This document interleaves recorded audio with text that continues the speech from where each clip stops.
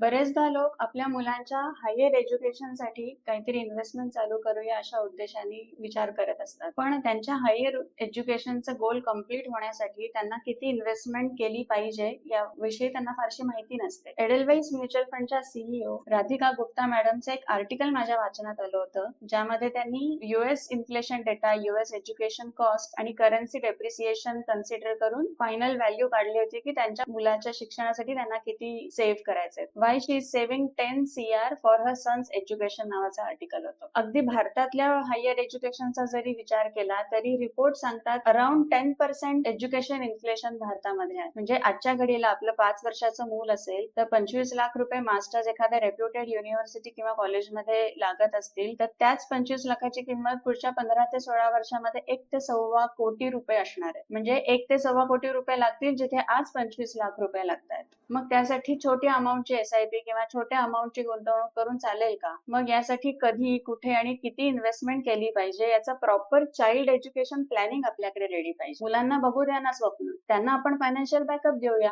तुम्हाला तुमच्या मुलासाठी किती अमाऊंट इन्व्हेस्टमेंट केल्यावर त्याचं एज्युकेशनचं गोल कम्प्लीट होणार आहे याचं कॅल्क्युलेशन हवं असेल तर खाली दिलेल्या नंबरवरती तुमच्या मुलाचं किंवा मुलीचं वय आणि तुमचं नाव व्हॉट्सअप करा. आम्ही कॅल्क्युलेशन पाठवू. तुमच्या वेल्थ क्रिएशन जर्नीचा सारथी व्हायला आम्हाला नक्की आवडेल.